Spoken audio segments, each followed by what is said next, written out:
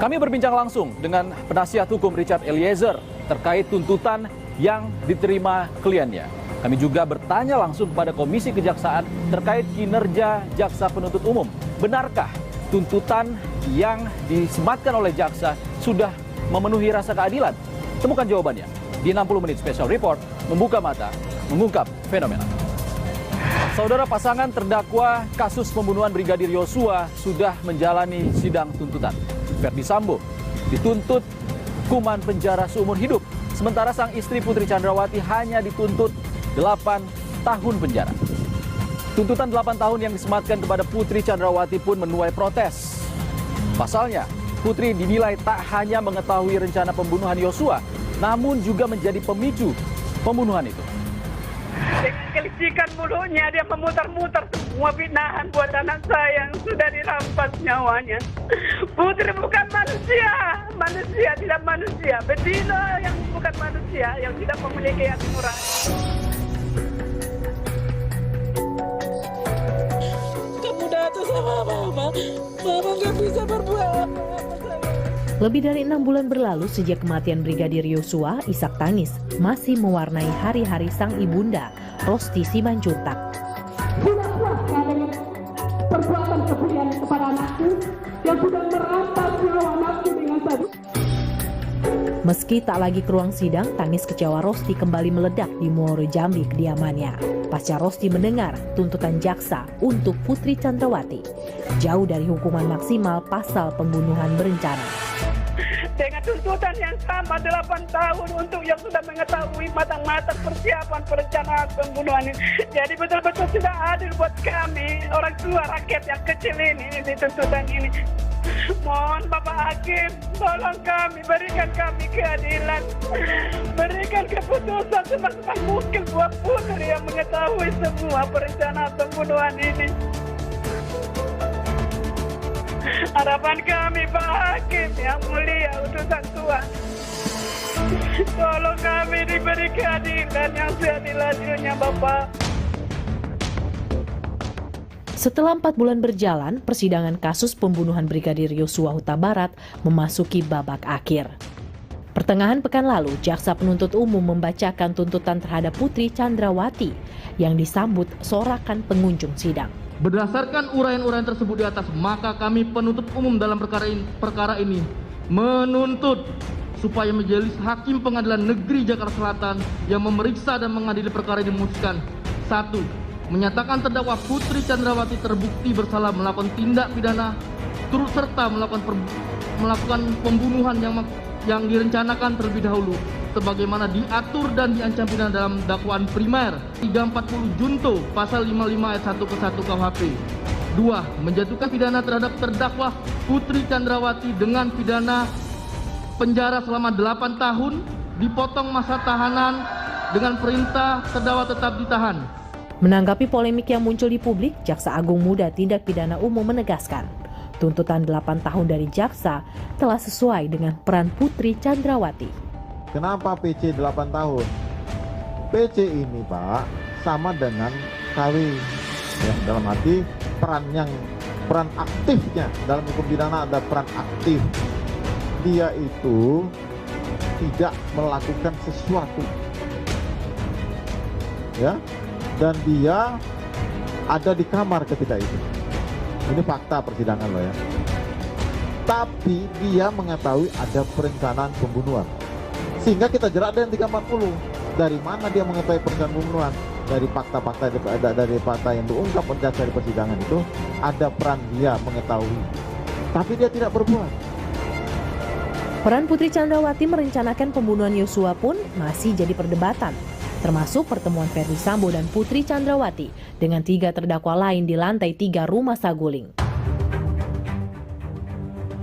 Riki Rizal mengatakan tidak ada Bu Putri di lantai 3. Tidak ada Bu Putri saat pertemuan antara Verdi Sambo dengan Riki Rizal. Keterangan mana yang Anda sebut berkesesuaian tersebut? Kita lihat. Keterangan Richard yang berdiri sendiri yang kemudian dikonstruksikan seolah-olah ada perencanaan pada saat itu. Oke. Bu Putri ada di kamar, dia tidak tahu apa-apa tentang pembicaraan dengan klien. Silakan. Jadi kita lihat aja, kalau menjawab pertanyaan dari rekan Febri ya sudah hadirkan sajalah CCTV-nya kan. Nanti CCTV-nya kemana? Mana? Kan tidak ada. Hilang. Kan kita sudah sampai lihat ke lokasi, ngelihat CCTV, kok ini rumah besar ada setiap sudut CCTV. Kenapa CCTV-nya tidak pernah dimunculkan? Anda tanya ke penyidik. Sementara itu hingga kini motif pembunuhan Yosua masih jadi tanda tanya besar. Pasalnya dalam pembacaan tuntutan, jaksa mematahkan motif pelecehan seksual yang kerap dilontarkan Putri Chandrawati. Bahwa dalam keterangan ahli kriminologi Dr. Muhammad Mustafa dalam perkara akuo kekerasan seksual atau pemerkosaan bukan sebagai motif atau latar belakang yang mendahului. Adanya kemarahan pelaku terhadap peristiwa yang terjadi di Magelang adalah tidak jelas dikarenakan oleh peristiwa apa. Hal tersebut dikuatkan dengan adanya hasil pemeriksaan poligraf menerangkan bahwa jawaban terdakwa Putri Chandrawati yang mengatakan ia tidak berselingkuh dengan korban Nofriansyah adalah berbohong dengan hasil pemeriksaan -25. Namun apabila kekerasan seksual atau pemerkosaan bukan sebagai peristiwa yang sebenarnya, maka menjadi petunjuk kuat bahwa peristiwa kekerasan seksual atau pemerkosaan merupakan bagian dari skenario yang dibuat oleh terdakwa Putri Chandrawati untuk menutupi peristiwa yang sebenarnya terjadi. Dalam program Satu Meja Kompas TV, peran Putri Chandrawati sebagai pemicu pembunuhan Yosua di Duren 3 masih dipertanyakan. Apa sih konsep pembelaan dari para terdakwa ini? Pemerkosaan, betul? Mengapa Ferdi Sambo marah dan bisa membuat suatu skenario pembunuhan berencana? Karena diinformasikan ada pemerkosaan, kan? Oke. Nah, jaksa penuntut umum ya meyakini hal yang lain. Perselingkuhan. Maka dari itu kita bisa tarik kesimpulan. Siapa pemicunya? Siapa pangkal penyebab permasalahan ini? Menurut Anda siapa? Kalau dari kesimpulan jaksa penuntut umum, seharusnya semua akar dari permasalahan ini adalah akibat dari terdakwa Putri Chandrawati. Dari fakta sidang, justru sebenarnya menurut kami, Bu Putri adalah korban dari dugaan kekerasan seksual dan kemudian dia menjalankan kewajiban dan sekaligus haknya secara moral untuk menyampaikan. Tapi kekerasan seksualnya udah nggak ada kan? Untuk menyampaikan pada suaminya apa yang terjadi di Magelang. Tadi kalau jaksa kan mengatakan tidak ada kekerasan seksual, adalah perselingkuhan sebetulnya. Saya mau tanya balik, apakah yang disampaikan jaksa itu pasti benar? Sebelumnya, sang mantan jenderal bintang 2 Ferdi Sambo dituntut penjara seumur hidup oleh jaksa setelah dinilai terbukti merencanakan pembunuhan Yosua. Menjatuhkan pidana terhadap terdakwa dengan pidana seumur hidup. Menyatakan barang bukti berupa mulai A sampai 41 dikembalikan kepada JPU untuk digunakan dalam perkara atas nama Hendra Kurniawan dan kawan-kawan. Sambo dituntut penjara seumur hidup karena jaksa menilai tak ada hal yang dapat meringankan Ferdi Sambo dari dakwaan pembunuhan berencana. Terdakwa mengakibatkan hilangnya nyawa korban Nofriansyah Yosua Huta Barat dan luka dan duka yang mendalam bagi keluarganya. Terdakwa berbelit dan tidak mengakui perbuatannya dan memberikan keterangan di persidangan. Akibat perbuatan terdakwa menimbulkan keresahan dan kegaduhan yang meluas di masyarakat. Perbuatan terdakwa tidak sepantasnya dilakukan dalam kedudukannya sebagai aparatur penegak hukum dan petinggi Polri. Perbuatan terdakwa telah mencoreng institusi Polri di mata masyarakat Indonesia dan dunia internasional. Perbuatan terdakwa telah menyebabkan banyaknya anggota Polri lainnya turut terlibat. Hal-hal yang meringankan tidak ada. Jaksa menyimpulkan Ferdi Sambo merencanakan pembunuhan Yosua setelah mendengar cerita peristiwa Magelang dari Putri Chandrawati. Mendengar cerita tersebut, terdakwa Ferdi Sambo mengatakan akan mengkonfirmasi kepada korban Nofriansyah Yosua Huta Barat nanti malam. Kemudian terdakwa Ferdi Sambo mulai merencanakan dengan memikirkan serta menimbang-nimbang dan kemudian menentukan waktu, tempat, cara atau alat yang akan digunakan untuk pembunuhan tersebut. Jaksa juga menilai Sambo memerintahkan ajudannya untuk eksekusi rencana penembakan Yosua Huta Barat. Rencana itu disanggupi Richard Eliezer setelah Ricky Rizal menolak perintah Sambo. Kemudian terdakwa Ferdi Sambo berpikir dengan tenang, menyampaikan rencananya kepada saksi Richard Eliezer Pudihang Lumiu yang terlebih dahulu menceritakan peristiwa Magelang. Kemudian terdakwa Ferdi Sambo secara sadar dan tenang menyampaikan maksudnya atau niatnya kepada saksi Richard Eliezer Pudihang Lumiu dengan perkataan, "Kamu sanggup gak tembak Joshua?" Dijawab, "Siap, Komandan." Bahwa untuk melaksanakan maksud tujuan terdakwa Ferdisambo kemudian memberikan alat berupa 1 kotak peluru kepada saksi Richard Eliezer Pudihang Lumiu untuk menambahkan magazin dengan peluru untuk digunakan menembak atau menghilangkan jiwa korban Nofriansah Yosua Huta Barat. Dalam tuntutannya, jaksa pun menyebut Sambo terbukti turut menembak Yosua pada bagian kepala berdasarkan keterangan ahli balistik, ahli forensik, dan barang bukti sisa peluru Eliezer. Menanggapi tuntutan jaksa, penasihat hukum Ferdisambo menilai surat tuntutan jaksa tidak lengkap menyajikan fakta persidangan. Hakim akan ada waktu yang cukup bagi kami 1 minggu untuk menyiapkan tanggapan yang nanti akan kami muat dalam pembelaan pledoi, baik nanti disampaikan oleh Pak Ferdisambo secara pribadi maupun kami sebagai penasihat hukum. Jadi bagian tadi yang tidak lengkap disajikan secara utuh dari fakta persidangan yang sebenarnya sudah diungkapkan dalam sejak persidangan pertama, terutama di agenda acara pembuktian ya, dari keterangan saksi-saksi maupun alat bukti gitu. Tak puas dengan tuntutan jaksa, Ibunda Brigadir Yosua Huta Barat berharap hakim akan menjatuhkan hukuman lebih berat untuk Ferdisambo. Biarlah Pak Hakim yang mulia memutuskan nanti persidangan atau tuntutan yang seadil-adilnya buat kami, agar kami diberikan yaitu hukuman yang seadil-adilnya terlebih kepada anak kami Nofriansah Yosua yang telah terbunuh dengan sadis, keji, dan biadab. Sementara itu terdakwa Richard Eliezer dituntut hukuman 12 tahun penjara. Beberapa pihak menilai hukuman itu tak pantas diberikan kepada Richard Eliezer mengingat posisinya sebagai justice kolaborator dalam kasus pembunuhan Yosua. 60 menit special report segera kembali. Terdakwa Richard Eliezer Pudihang Lumiu dengan pidana penjara selama 12 tahun dengan perintah agar terdakwa tetap ditahan, dipotong masa penangkapan. 60 menit special report membuka mata mengungkap fenomena 12 tahun penjara. Itulah tuntutan yang disematkan jaksa penuntut umum pada terdakwa Richard Eliezer, sang justice kolaborator. Tuntutan ini pun mengejutkan banyak pihak, mengingat peran besar Eliezer mengungkap kasus pembunuhan Yosua.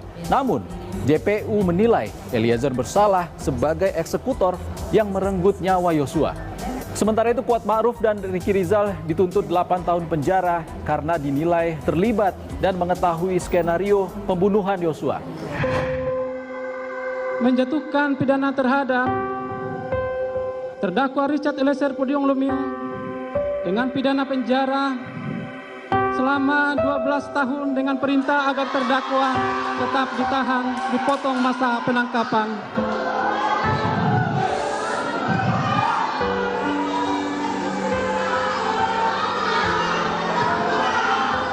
Mohon kepada para pengunjung untuk tetap tenang. Mohon kepada pengunjung untuk tetap tenang. Tolong hargai persidangan. Berdasarkan surat penetapan Pengadilan Negeri Jambi nomor 636 tanggal 26 Juli 2002 dikembalikan kepada yang berhak yaitu saksi Pera Marita Simajuntak.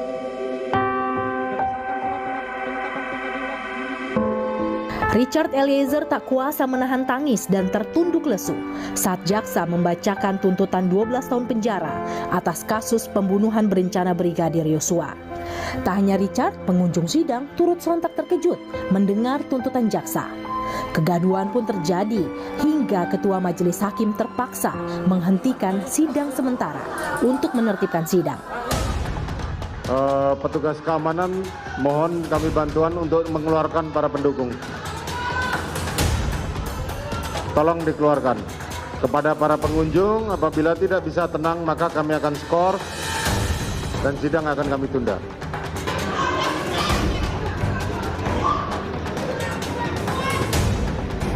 Baik, silakan dilanjutkan. Sidang skor kami cabut, sidang dinyatakan dibuka dan terbuka untuk umum. Dalam persidangan Rabu lalu, jaksa penuntut umum menilai Eliezer telah melanggar pasal 340 KUHP jungto pasal 55 ayat 1 ke 1 KUHP dengan bertindak sebagai eksekutor merampas nyawa Yosua. terdakwa merupakan eksekutor yang mengakibatkan hilangnya nyawa korban Nofriansah Yosua Huta Barat. Perbuatan terdakwa telah menimbulkan duka mendalam bagi keluarga korban. Akibat perbuatan terdakwa menimbulkan keresahan, kegaduhan yang meluas di masyarakat. Namun jaksa juga menilai tindakan Eliezer yang bekerja sama membongkar tindak pidana kejahatan sebagai justice kolaborator serta bersikap kooperatif selama penyidikan menjadi poin meringankan hukuman. Apalagi keluarga korban pun telah memaafkan Eliezer. Hal-hal yang meringankan. Terdakwa merupakan saksi pelaku yang bekerja sama untuk membongkar kejahatan ini. Terdakwa belum pernah dihukum, berlaku sopan dan kooperatif di persidangan. Terdakwa menyesali perbuatannya, serta perbuatan terdakwa telah dimaafkan oleh keluarga korban. Usai sidang, Eliezer tampak memeluk kuasa hukumnya. Kita semangat ya, Cat. Seumur anak saya, Cat. Kamu. Cat, God bless ya, Cat ya. Semangat ya, Cat.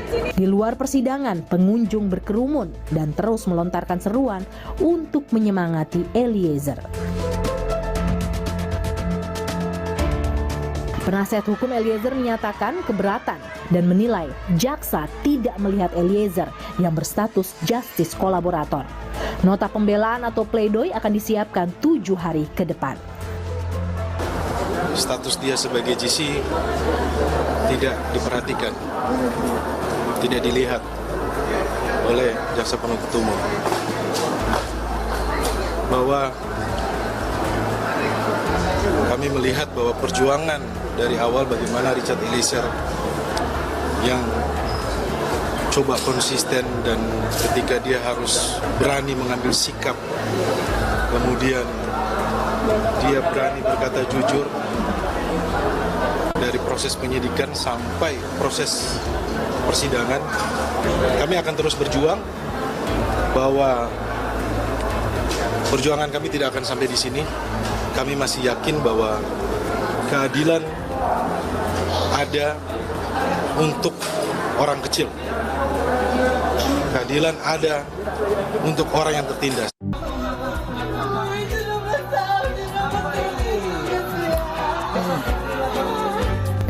Keluarga besar Richard Eliezer pun terkejut dan mengaku kecewa atas tuntutan 12 tahun penjara setelah kejujuran dan keterangan yang diberikan sang justice kolaborator. Paman Eliezer, Roy Pudihang, berharap hakim akan bersikap adil. Keluarga juga merasa terkejut dan terpukul dengan hukuman yang dijatuhkan 12 tahun. Kami cuma berharap kiranya Richard Eliezer tetap kuat, dan kedua dia dapat tidak goncang dengan hukuman yang ada sekarang.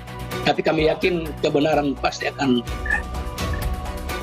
berlaku untuk anak kami Richard Eliezer, dan kedua kami juga memohon kepada Pak Hakim akan memberikan hukum yang seadil-adilnya kepada Richard Eliezer. Lembaga Perlindungan Saksi dan Korban LPSK menyesalkan tuntutan 12 tahun penjara bagi Richard Eliezer.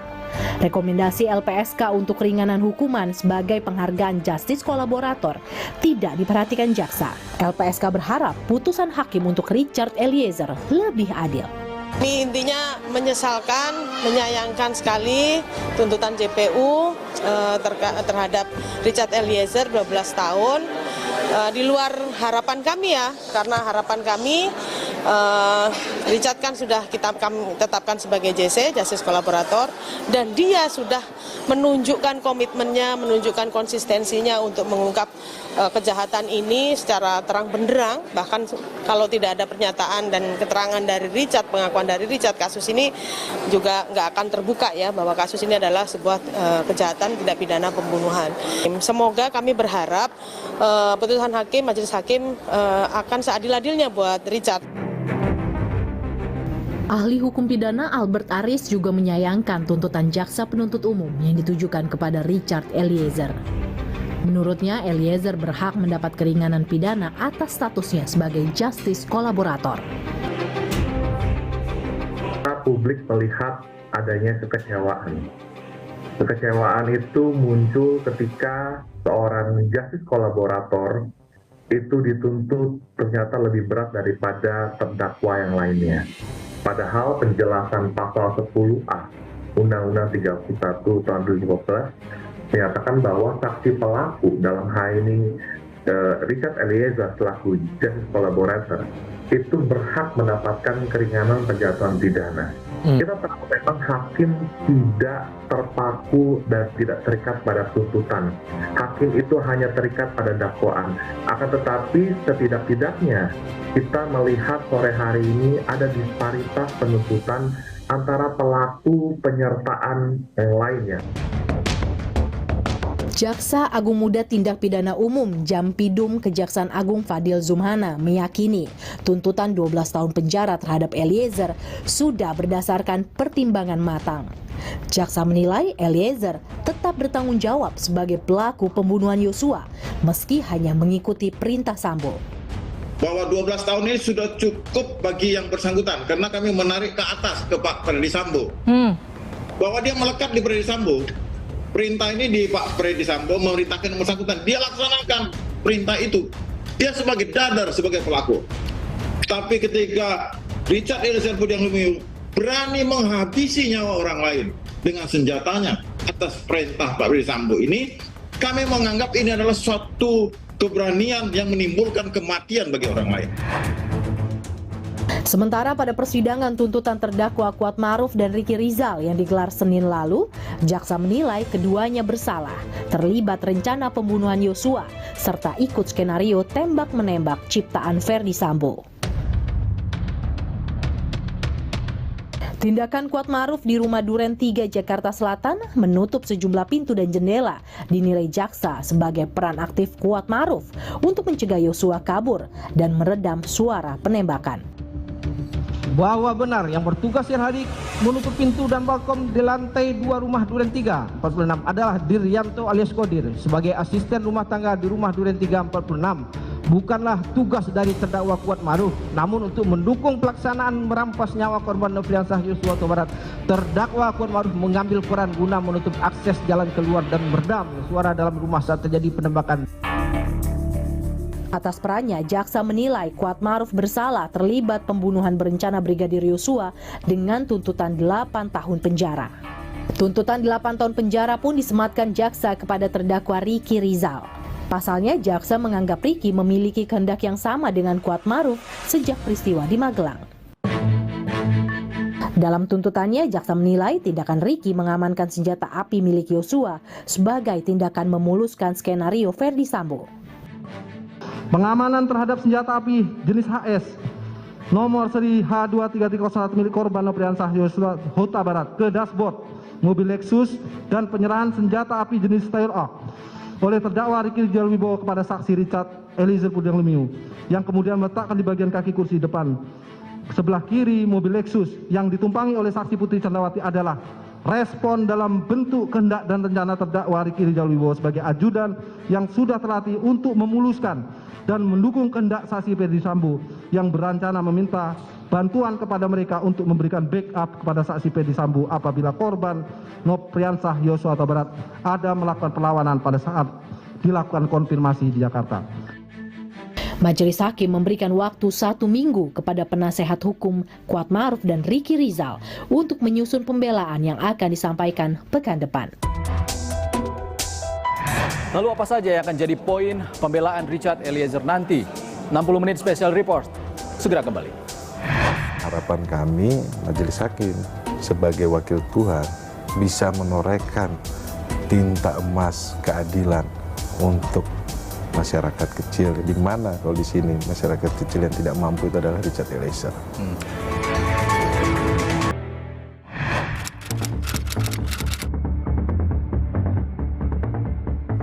Kalau menurut saya Eliezer itu karena penembaknya langsung mungkin bisa 20 tahun, tapi karena dia ada justice collaborator harusnya bisa 8 tahun atau lebih rendah. Itu mungkin merupakan konsekuensi hukum ya. Itu sih kata saya mah nggak adil gitu kalau bisa diringanin hukumannya ya. karena emang kayaknya nggak bersalah gitu. Saudara, masih bersama 60 menit Special Report membuka mata mengungkap fenomena. Ada waktu 1 pekan bagi penasihat hukum dan kubu Richard Eliezer untuk menyusun nota pembelaan atau pledoi yang akan dibacakan nanti. Lalu apa saja yang akan menjadi poin pembelaan dari Richard Eliezer sang justice kolaborator dalam kasus pembunuhan Brigadir Yosua? Akan kita bahas langsung bersama penasihat hukum Richard Eliezer, Roni Talapesi. Bung Roni, selamat sore, sudah bergabung di 60 menit Special Report. Terima kasih di tengah kesibukan menyusun pledoi yang akan segera dibacakan oleh Richard Eliezer nanti. Tapi satu hal yang jadi perbincangan publik setelah pembacaan tuntutan oleh jaksa 12 tahun untuk Richard Eliezer. Eliezer terdiam, tidak ada sepatah kata pun. Apa yang disampaikan kepada penasihat hukum? Klien saya ini, Barada Richard Eliezer Pudiang Lumiu, kaget, shock. Dan kami juga pun tim penasihat hukum terdiam. Jadi kami kaget dengan tuntutan karena sebelumnya kan di persidangan yang sama, di mana ada terdakwa lainnya, itu dituntut 8 tahun. Di mana tuntutan itu kami mengira bahwa tuntutannya tidak akan jauh dari 8 tahun. Kalau kaget artinya tidak sesuai harapan. Betul. Tuntutan 12 tahun ini. Tidak sesuai harapan karena apa? Richard Eliezer ini adalah justice collaborator. Pelaku yang bertobat, yang mau bekerja sama dengan aparat penegak hukum dari tingkat penyidikan, kemudian dalam tingkat persidangan, dia bekerja sama, dia kooperatif untuk membuka tabir kasus ini. Justice kolaborator ini direkomendasikan oleh LPSK. Ya. Namun ada pernyataan dari pihak kejaksaan yang mengatakan Eliezer bukan penguak pertama kasus pembunuhan Yosua, tapi adalah laporan dari keluarga almarhum Yosua kepada polisi yang sebagai penguak pertamanya. Menurut Anda seperti apa? Iya, Bung Ihsan, saya pikir publik mengetahui ya bahwa awalnya adalah 1 bulan itu kasus itu kan tertutup. Kemudian ada laporan dari keluarga korban ketika awal kasus ya, ketika menerima jenazah almarhum Yosua, kemudian merasa janggal, kemudian mereka membuat laporan polisi, tetapi ada jeda waktu 1 bulan, di mana 1 bulan waktu tersebut kasus ini tidak terbuka. Kasus ini terbuka menjadi terang pasca Richard Eliezer mengaku apa yang terjadi tanggal 6 Agustus. Kalau kita berandai-andai jika Richard tidak membuka atau menguak kasus ini saat itu, apa yang akan terjadi? Ini akan menjadi polemik yang besar. Kemudian kalau kami melihat ini akan menjadi suatu kerugian buat negara ya. Karena menjadi pertanyaan besar, ini kenapa tidak terbuka, kenapa tidak transparan. Sehingga kalau kita lihat, waktu itu kan Presiden sampai ngomong 4 kali. Ketika Presiden ngomong 4 kali, baru itu mulai kan bagaimana membentuk tim sus, kemudian mencari apa yang terjadi, mengumpulkan barang bukti. Dan ketika Richard Eliezer mengaku, baru terang nih kasus. Jadi pandangan kami adalah yang membuka kasus ini adalah Richard Eliezer. Keluarga yang melaporkan iya, tetapi Richard Eliezer yang membuka kasus ini. Kalau faktanya seperti itu, artinya ada pengabaian dari pihak jaksa atau seperti apa terkait status Eliezer ini? Iya Bung Ihsan, kan kalau kami melihat kemarin di tuntutannya kan pertimbangannya kan ada disampaikan juga mengenai status sebagai justice collaborator. Tetapi ketika kami melihat juga kemarin ada press conference dari Jampidum yang menyampaikan bahwa dia bukan yang penguak fakta, ini agak kontradiktif. Jadi menurut kami ya ini kita berbeda pandangan sudut pandang dalam hal ini. Tetapi acuan kami adalah di fakta persidangan, di mana fakta persidangan tersebut itu semua keterangan Richard Eliezer digunakan oleh jaksa penuntut umum, sehingga kasus ini di persidangan juga terbuka kan dalam menggali keterangan-keterangan saksi-saksi yang hadir, bahwa masyarakat luas melihat bahwa Richard Eliezer jujur dan dia kooperatif, dan dia menjadi GC ini kan juga pun asesmennya prosesnya ketat. Kalau kita ingat kita lihat lagi bahwa ada salah satu terdakwa yang mengajukan sebagai GC, itu ditolak oleh LPSK. Salah satu terdakwa, PC kan. Oke. Itu kan ditolak. Kemudian kan Richard Eliezer ini kan tahapannya kan ada asesmen, ada wawancara. Ketika diputuskan, ini kan amanat undang-undang.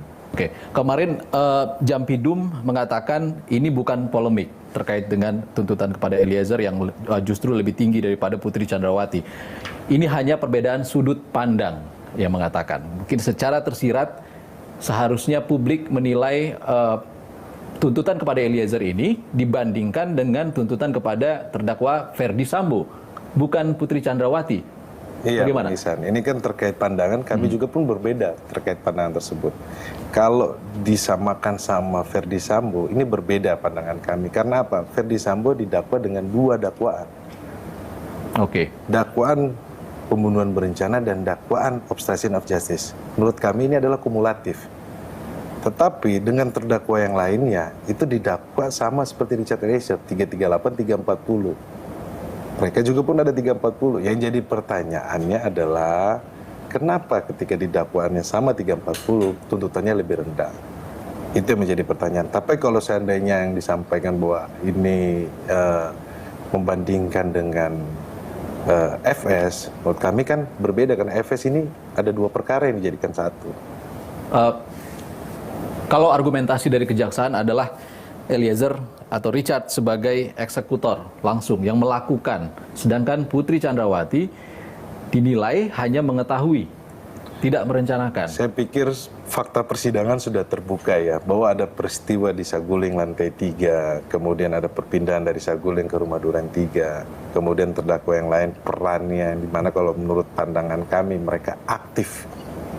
Karena kalau fakta persidangan bahwa Richard Eliezer ini orang terakhir yang dipanggil. Ketika dia dipanggil, kemudian ditanyakan, kemudian diperintah, kemudian mereka pindah ke Rumah Duren 3, dia naik ke mobil, dia kan yang paling terakhir. Terdakwa yang lainnya sudah ada di dalam mobil. Kemudian peristiwa di Duren 3, ada terdakwa yang lain yang aktif menutup jendela, kemudian ada terdakwa yang lain yang memanggil almarhum. Jadi perannya sebenarnya sudah terlihat. Kemudian terdakwa PC, kalau di fakta persidangan kan sudah terungkap bahwa kamarnya tidak tertutup. Dari saksi-saksi yang sudah dihadirkan ya, bahwa kamarnya itu setengah terbuka. Dan Richard bukan pelaku utama. Faktanya kan seperti itu. Dia bukan intellectual dader. Kalau kita melihat bahwa jaksa menyampaikan bahwa dia dader, dia adalah pelaku, tetapi dia bukan intellectual dader. Di mana pelaku ini dia digerakkan oleh pelaku utama. Kalau kita melihat dia sebagai alat, kembali lagi ya kalau teori hukum sebagai alat, kemudian ada yang menyuruh Don Plegen, ketika dia sebagai alat, teori hukum Indonesia bahwa dia tidak bisa diminta pertanggungjawabannya. Kemarin Anda mengatakan hanya butuh waktu 1 pekan untuk menyusun nota pembelaan atau pledoi. Apa kira-kira yang akan disampaikan Richard? Dari awal, Bung, kita kan sudah mengisan, kita sudah sampaikan bahwa ketika Richard Eliezer kooperatif, kami tim penasihat hukum juga menunjukkan sikap yang sama. Karena ini merupakan sikap dari klien kami. Jadi dari awal persidangan ketika kita tidak mengajukan eksepsi, kita mau persidangan ini biar cepat. Kita langsung minta pembuktian saksi. Karena kan menganut asas peradilan cepat, murah, sederhana. Ada dalam kemarin disampaikan tuntutan, kami memohon kepada majelis hakim, kami cukup 1 minggu. Nah, terkait dengan apa yang akan kita sampaikan di dalam nota pembelaan pledoi, hal-hal yang meringankan tentunya kan fakta persidangan sudah kita lihat bersama. Terkait dengan daya paksa sudah disampaikan oleh ahli dari jaksa penuntut umum. Terkait dengan alat yang tidak bisa diminta pertanggungjawabannya sudah dihadirkan oleh ahli dari jaksa penuntut umum. Itu belum dari kami. Kemudian ahli yang dari kami adalah, kemudian ahli psikolog juga menyampaikan bahwa Richard Eliezer ini patuh dan taat, tingkat kepatuhannya tinggi. Kemudian kalau ahli dari kami itu adalah ahli dari filsafat moral, Romo Magnis Suseno, menyampaikan terkait dengan dilema moral, terkait dengan kebingungan dia, suara hati yang dia tidak bisa memilih. Kemudian dari Lisa, Mbak Lisa itu menyampaikan terkait dengan aspek psikolog bahwa tingkat kepatuhannya tinggi. Kemudian terkait dari Mas Reza Indragiri menyampaikan bahwa ada teori Milgram berada dalam satu ruangan kemudian memakai seragam, itu simbol-simbol seragam, jadi tingkat kepatuhannya tinggi, dielaborasikan dengan ahli pidana kita Albert Aris terkait dengan perintah jabatan. Kalau itu dari fakta persidangan ataupun pernyataan ahli, artinya dari kubu Richard sendiri ada kejutan? Ya, tentunya nanti di dalam persidangan kita akan sampaikan hal-hal tersebut. Belum semuanya, Bung, yang kita sampaikan, tapi nanti kita lihat saja kejutannya. Prinsipnya adalah bahwa dalam hal ini kita akan mencari keadilan. Dan kita berharap banyak pada majelis hakim. Saudara, gelombang kekecewaan pun muncul saat jaksa membacakan tuntutan untuk para terdakwa pembunuhan Brigadir Yosua. 60 menit special report. Segera kembali. Bahwa perbandingannya bukan pada pelaku yang lain, tetapi pada FS yang sudah dituntut seumur hidup, sehingga menurut perspektif penuntut umum, status justice kolaborator itu yang direkomendasikan LPSK diakomodasi dalam tuntutan.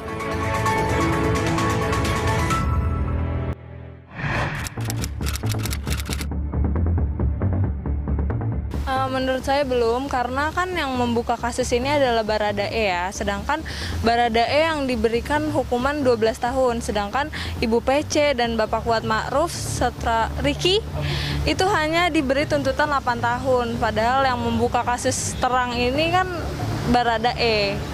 Menurut pendapat saya lebih baik hukuman lebih dari seumur hidup. Bisa jadi hukuman mati. Kalau menurut saya hakim bisa mempertimbangkan lagi mungkin ya seadil-adilnya, karena memang ini pelaku kejahatan yang mungkin tindak pidana serius gitu, pembunuhan berencana. Kalau memang tidak bisa hukuman mati ya hukuman seumur hidup juga menurut saya udah cocok lah. Anda kembali di 60 menit special report, membuka mata mengungkap fenomena. Saudara, persidangan kasus pembunuhan Brigadir Yosua mencuri perhatian publik dari awal persidangan hingga tuntutan yang disampaikan jaksa menimbulkan pro kontra di masyarakat. Komisi Kejaksaan salah satu lembaga yang mengawasi kerja tim Korps Adiaksa dalam melakukan pembuktian di persidangan. Kita akan tanyakan langsung kepada Komisi Kejaksaan bagaimana pengawasan yang sudah dilakukan Komisi Kejaksaan terhadap jaksa yang bertugas dalam persidangan kasus pembunuhan Brigadir Yosua. Kita sudah bersama dengan Ketua Komisi Kejaksaan, Barita Simanjuntak. Terima kasih, Pak Barita. Terima sudah kasih. Bersedia didatangi oleh tim 60 menit special report. Pak Barita, dari 4 bulan perjalanan persidangan pembunuhan Brigadir Yosua, apa catatan khusus yang dimiliki oleh Komisi Kejaksaan?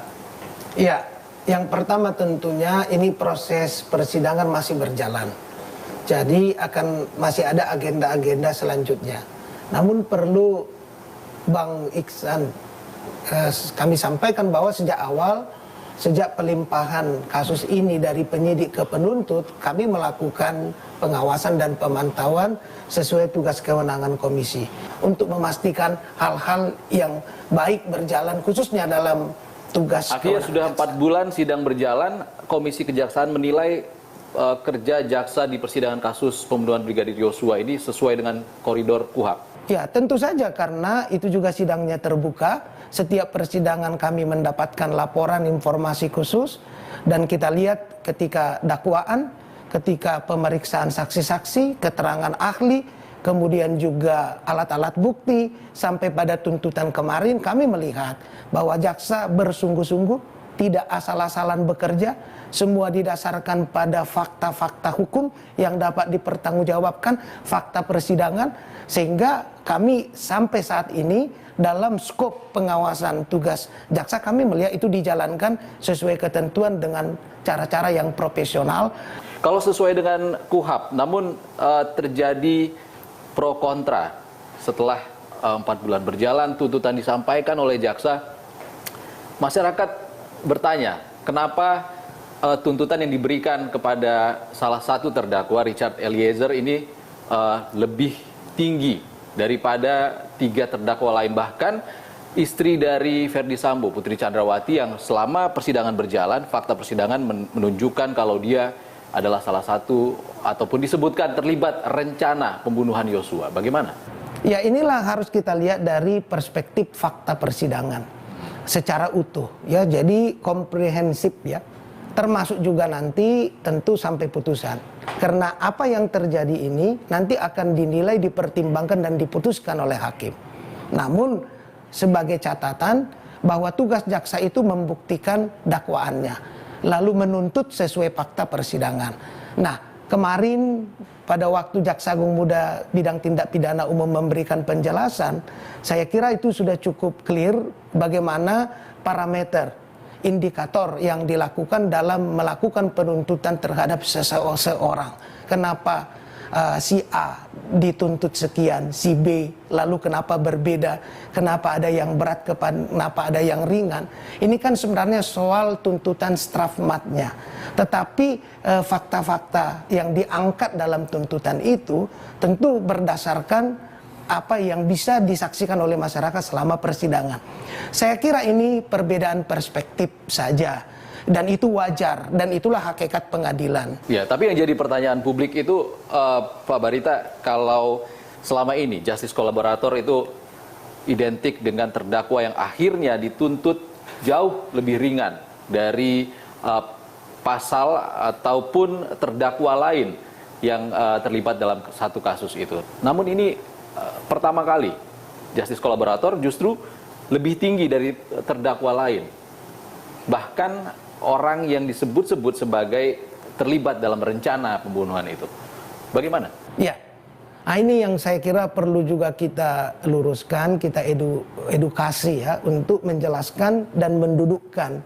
Kami tidak mengintervensi soal tuntutannya, tapi rasanya karena komisi juga melihat ketentuan peraturan itu, sebenarnya soal justice kolaborator ini kan rekomendasi dari LPSK yang dimasukkan dalam tuntutan jaksa, dan nanti hakim yang akan memutuskan.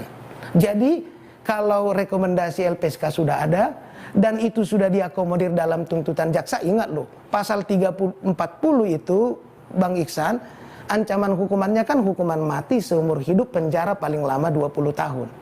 Jadi yang diperbandingkan keringanan itu dari perspektif apa yang dijelaskan oleh Jaksa Agung Muda Tindak Pidana Umum kemarin adalah pertimbangan bahwa FS itu dituntut dengan seumur hidup, maka dengan rekomendasi dan pertimbangan fakta persidangan itu RE dituntut 12 tahun. Jadi perspektif itu yang perlu kita lihat, bahwa perbandingannya bukan pada pelaku yang lain tetapi pada ya FS yang sudah dituntut seumur hidup, sehingga menurut perspektif penuntut umum status justice kolaborator itu yang direkomendasikan LPSK diakomodasi dalam tuntutan. Artinya Anda menilai jaksa, perspektif jaksa adalah Eliezer sudah lebih ringan daripada Ferdi Sambo. Betul sekali. Dan ingat, ini semua akan dipertimbangkan dan diputus oleh hakim. Kalau kita fokus ke tuntutan yang sudah diajukan jaksa ataupun yang dimohonkan jaksa kepada hakim terkait kasus pembunuhan Yosua, Komjak melihat perlu ada rekomendasi khusus. Nah, kita akan melihat dulu bagaimana persidangan ini dan putusan hakim.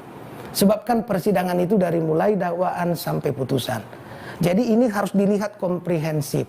Apabila dirasa perlu sesudah putusan, tentu kami bisa memberikan rekomendasi tentang hal-hal apa yang perlu dilakukan ke depan. Tapi kami baru bisa melakukan itu setelah putusan. Tapi tidak memasuki materi persidangan? Ya, tidak boleh, karena kan kekuasaan yudikatif itu dilakukan secara merdeka. Di situ ada dua. Ada hakim yang memimpin persidangan dan ada kekuasaan penuntutan yang tadi saya sebutkan oleh jaksa. Dua ini adalah alat negara. Hakim menjatuhkan putusan, jaksa memegang kekuasaan penuntutan. Kalau namanya kekuasaan yang diberikan undang-undang itu tentu tidak bisa diintervensi siapapun. Yang bisa mempengaruhinya adalah fakta-fakta hukum. Dan disitulah kadang beratnya. Artinya Komjak menilai sejauh ini tidak ada intervensi kepada jaksa kasus pembunuhan Yosua. Ya, karena apa? Karena tadi secara normatif merdeka. Tidak ada intervensi dari siapapun? Tidak ada intervensi dari siapapun, karena kami lihat sangat logis dan rasional alasan yang disampaikan dan fakta persidangan dalam proses persidangan. Termasuk tuntutannya juga sudah logis menurut Komisi Kejaksaan? Ya, tadi kan saya katakan Mas, kalau soal tuntutan itu sepenuhnya kewenangan. Mereka memiliki pedoman, parameter ukuran yang jelas, dialog, diskusi yang intensif. Kami memastikan tidak boleh ada intervensi.